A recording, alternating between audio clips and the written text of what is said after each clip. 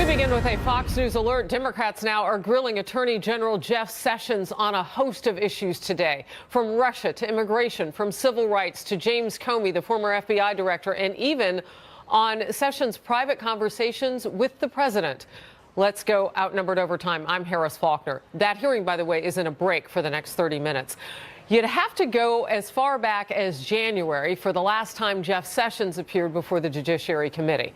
That was for his confirmation hearing, and Democrats ready to pounce on a host of issues, including the private conversations the Attorney General had with President Trump. Here it is. Did the president ever mention to you his concern about lifting the cloud on the Russia investigation? Senator Feinstein, that calls for a communication that I've had with the president, and I believe it remains confidential. But you don't deny that there was a communication? I do not confirm or deny the existence of any communication between the president that I consider to be confidential. Whew, and that's about as mellow as it got. Chief Intelligence Correspondent Catherine Herridge is joining us now, watching all this on the Hill. She joins us live for the latest. And I tell you, that exchange between Al Franken of Minnesota and Sessions, woohoo, hot. Well, they really covered the waterfront at the hearing today, Harris, and Republicans and Democrats really wanted answers about the Attorney General's conversations and what role he played in the firing of the former FBI Director James Comey. And the Attorney General said that he had to keep those conversations with the president confidential for reasons of executive privilege that he said had been relied upon by both Republicans and also Democrats.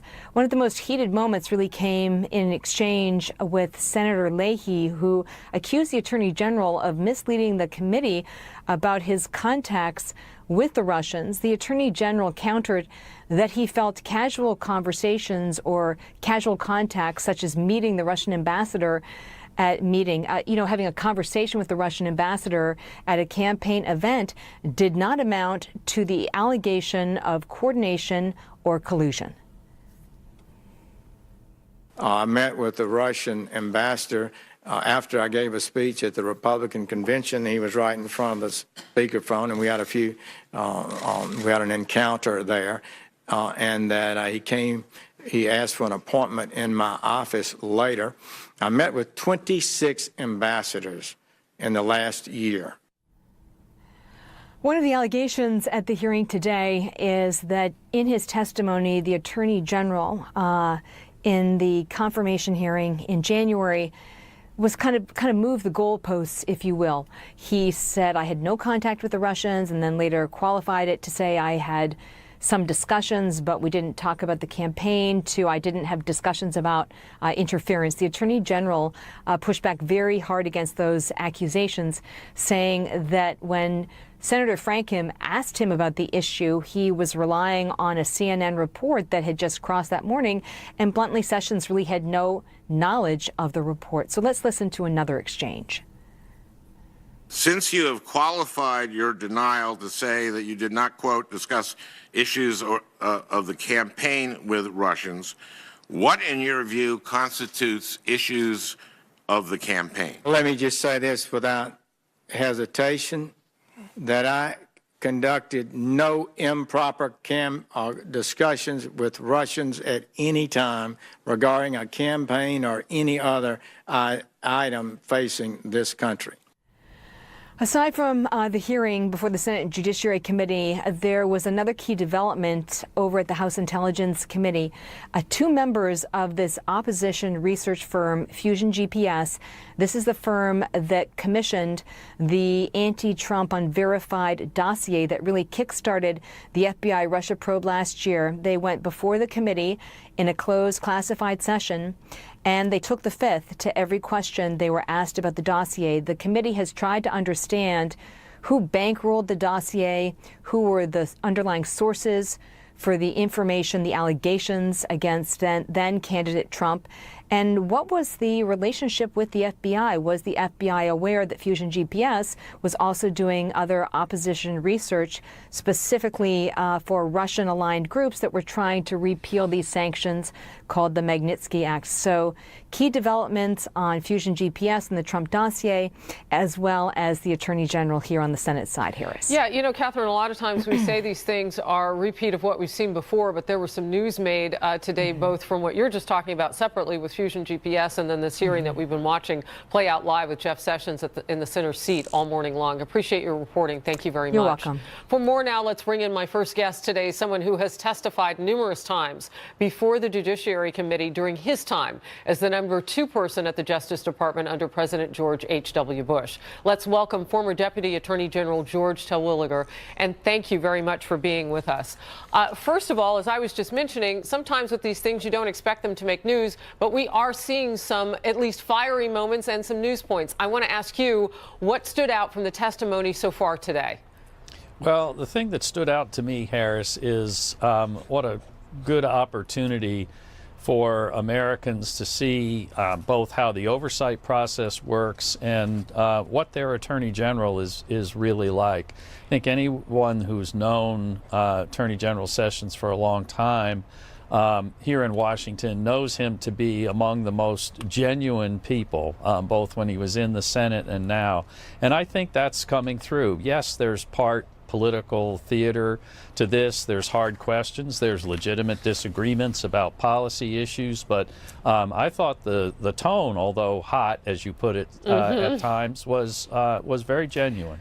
Yeah, you know, I want to ask you about this because it is important, and I would imagine, having worked for the Office of the Judiciary, it is important for there to be those times where you have to be tough and you've got to fight back. We're seeing that fight with AG Sessions today. At what points do you think he needs to come strong? Do you think he's strong enough at this point? And what's at stake for him? Well, I mean, I'm not so sure really that it's a question of coming on strong. It's a question of being resolute about the policy issues that are important to him, to the Department of Justice, and to this administration. And certainly there are senators, perhaps of both political parties, that will disagree with some of that. But legitimate disagreement is an important part of our process. And what I see in this hearing today is as much substance as theater, and I think that's important. Yeah, the big question that you saw some of the senators pressing him on was about the meetings that he said at first he didn't have with Russia, and he then detailed what he thought the question was that he answered, which was interesting to listen to. I want to watch an exchange between Senator Patrick Leahy and the Attorney General about being questioned by the special prosecutor investigating Russian interference in our election. Watch this. Have you been interviewed or been requested to be interviewed by the special counsel, either in connection with Director Comey's firing, the Russian investigation, or your own contact with Russian officials? Well, I'd be pleased to answer that. I'm not sure I should without clearing that with a special counsel. What do you think? I'm just asking, have you been interviewed by them? No. You haven't been interviewed by the special counsel in any way, shape, or manner? The answer is no. Well, that was an odd moment, Mr. Terwilliger. What really are we looking at there, and what was the struggle about answering that question? Well, I think what we're looking at is exactly what we were talking about a moment ago, Harris. That is part theater, part politics, part substance. I mean, certainly there's a lot of interest on the part of the Democrats in the so-called Russia investigation. But there's also a legitimate question, I guess, to be asked whether or not Attorney General Sessions has had involvement in that investigation. Senator Leahy, who I've known for a long time, is a former prosecutor himself. He knows how to ask a question. He asked it, and he got his answer. Maybe not the one he was expecting, but he got an answer. You know, there was some discussion last hour on Outnumbered's couch, and I brought up the issue of whether it would be a good idea for the Attorney General to have personal counsel with him. What are your thoughts on that? I mean, you keep mentioning politics, and all of America knows that permeates everything. But this also has to speak to the issue of the future for Jeff Sessions, and would he be well served by having his own counsel? I'm not in a position to answer that question. I mean, I think anytime somebody gets involved in an investigation, even just as a witness, somebody who observed or heard or saw things, it's always a good idea. You're in the legal system. You should have advice. But to have it at a hearing like this, I'd be very surprised if that was either appropriate or necessary in the Attorney General's judgment. But, that would be a judgment for him to make. Deputy Attorney General George Terwilliger under George H.W. Bush, a man with a lot of experience joining us today. We appreciate your time, sir. Thank you. Thank you for having me. Absolutely. We have much more ahead on Attorney General Jeff Sessions' testimony. How is he now defending his role in President Trump's firing of FBI Director James Comey, pointing to the error in Comey's handling of the Hillary Clinton email investigation? We'll get reaction to all of this from Judge Napolitano. Stay close. I have your letter dated May 9th to the president. Specifically, what was your designated discuss issues of the campaign with Russians?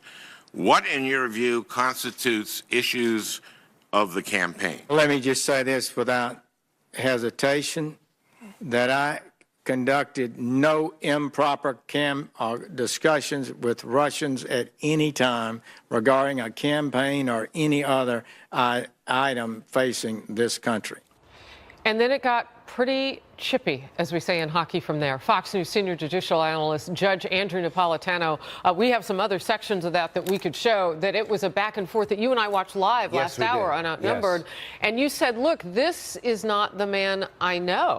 I know General Sessions to be a lot more intellectually honest and forthright than he appeared today. He appeared defensive, and he appeared as though he didn't want to be there. I know it's an unpleasant experience to be there, and he quibbled with the questioner. General, just answer the question. Just be honest and answer the question and let them go on to the next. A lot of the questions are not designed to elicit the truth. They're designed to trap him, to make him look bad, or to play to the audience back home, which Senator Franken is brilliant at doing. So you saw me just moments ago talking to Mr. Terwilliger about the fact that, politics seep into all this. But at the end of the day, this is about the future of Attorney General Jeff Sessions, his ability to lead an entire agency, if you will. And so the fight back here has to be strong. But what you're saying is a nuance on that. Well, what I'm saying is that, yes, he has to be strong, and yes, he shouldn't display irritation at being there, and yes, he should expect very difficult, even tricky questions. Is any of this surprising? No, none of this is surprising. None of those questions are surprising to you. No, but remember, when you testify before Congress, there are two statutes that govern it. One is perjury. Everybody knows that. You took an oath. You got to tell the truth. The other is you cannot mislead.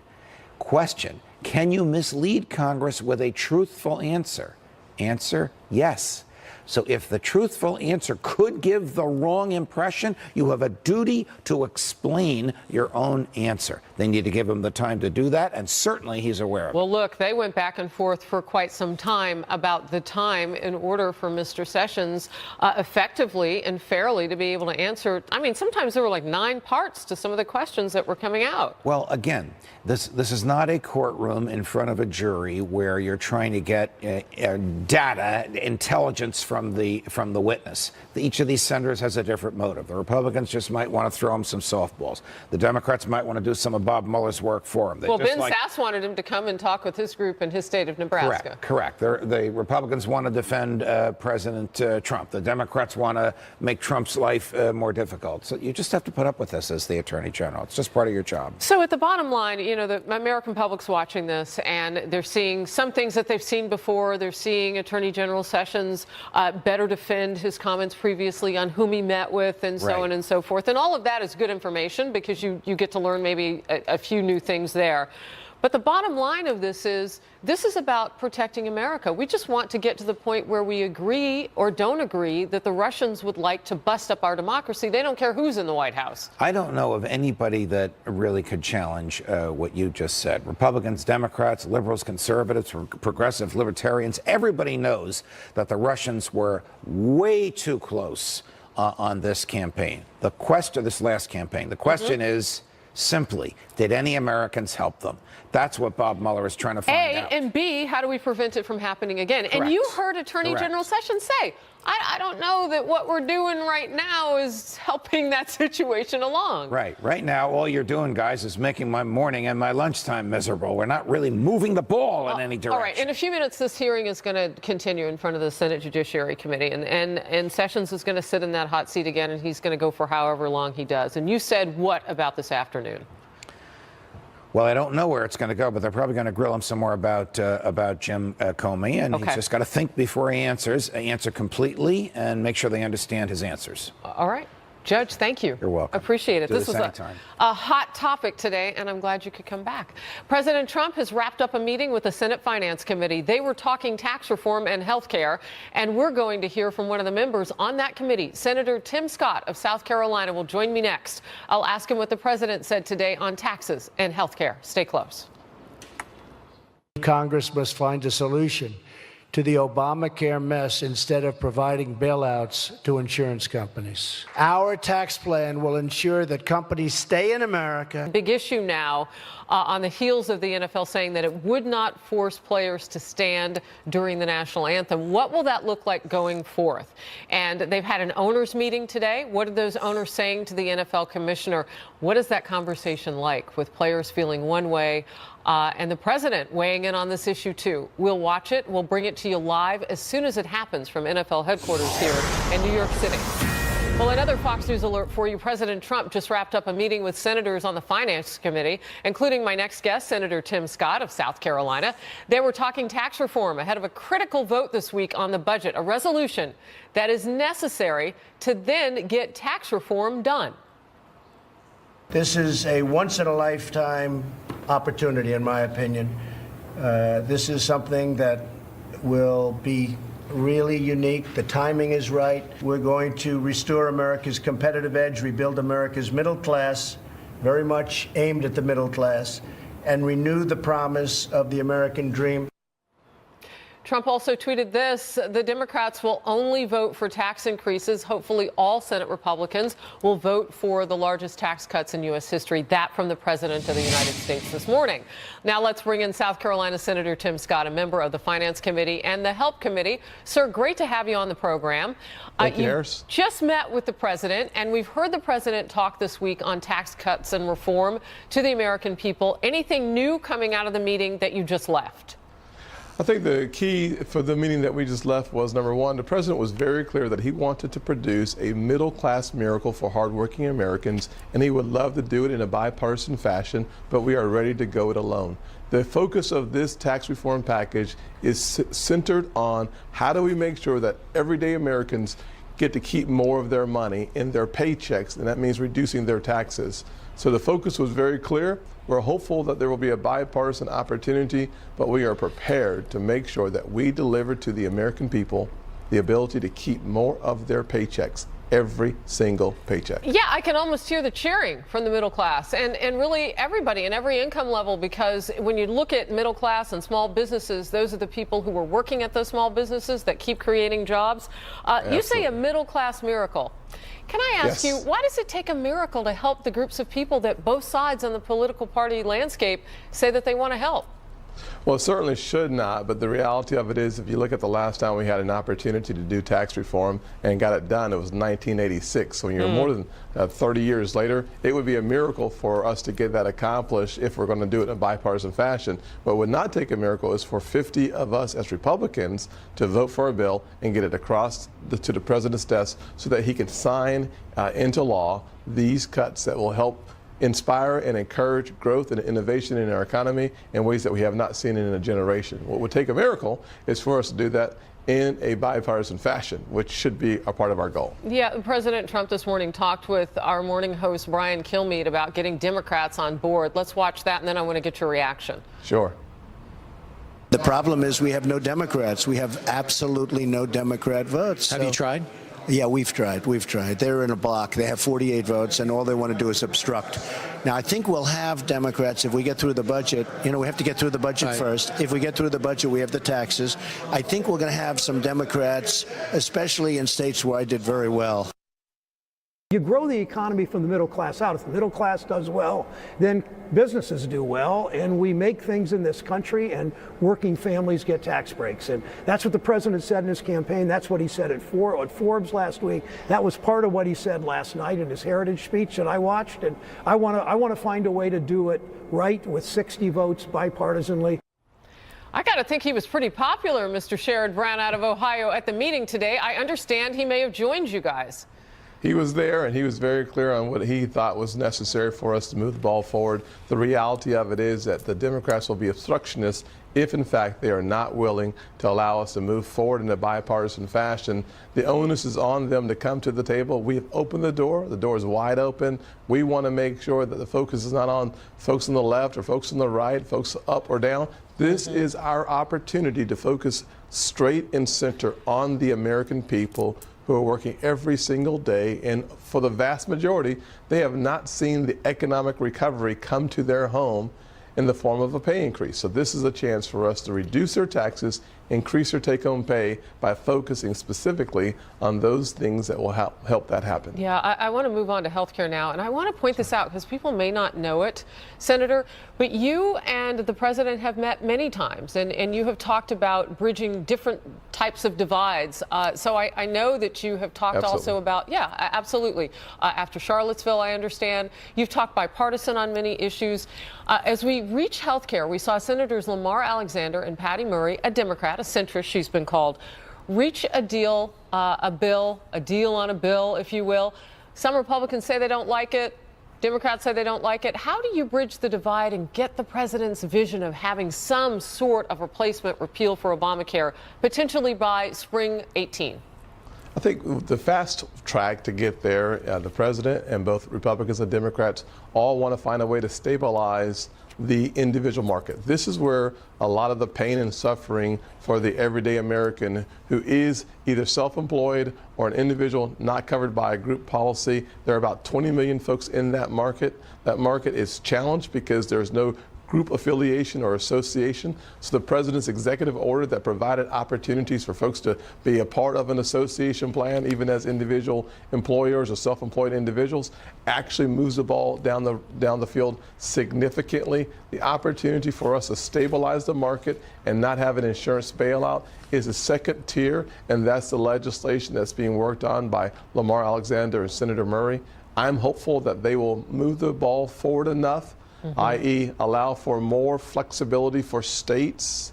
By doing so, those CSRs that we've heard a lot of talk about in the news, we could get those done for 2 years if we're able to provide more conservative solutions, which means flexibility, catastrophic plans, more waivers for states to be innovative and creative in the space of healthcare, so as to make sure that the average person can afford a policy with the coverage they want and not pay for the coverage they simply do not need. All right, before I let you go, I want to talk one more question about tax reform, because it's hitting me now as we're watching the Dow. I mean, Wall Street is reacting to the idea that tax reform really could happen by the end of the year, so analysts are telling me.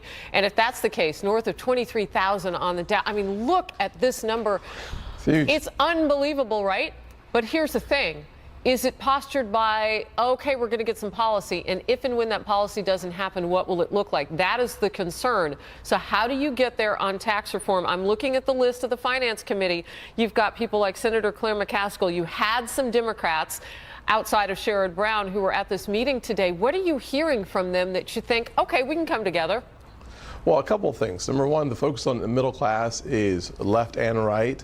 That's good news. Second, looking for a way to make sure that we understand and appreciate the dynamic nature of our economy so that you can include that as a part of the analysis on how you grow the economy to create the future jobs here in America.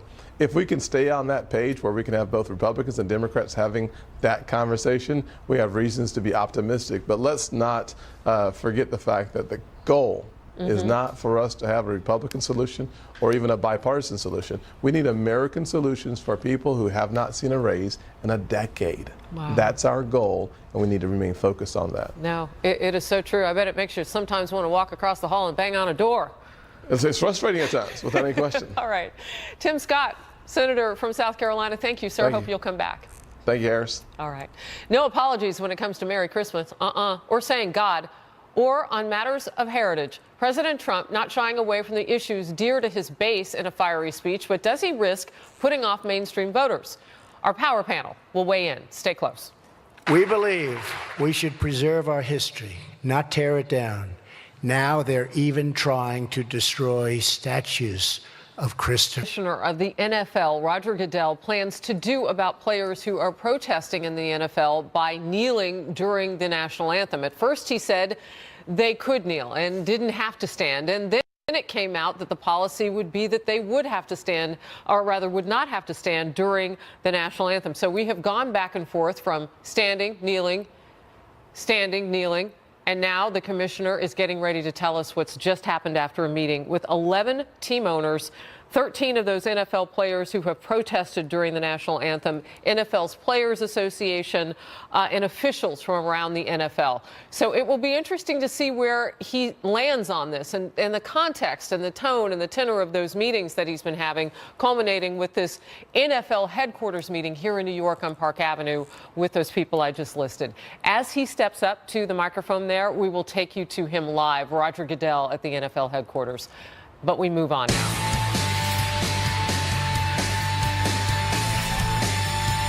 Freedom is not a gift from government. Freedom is a gift from God. We're here tonight to rededicate ourselves to the defense of our God-given rights. We should preserve our history, not tear it down.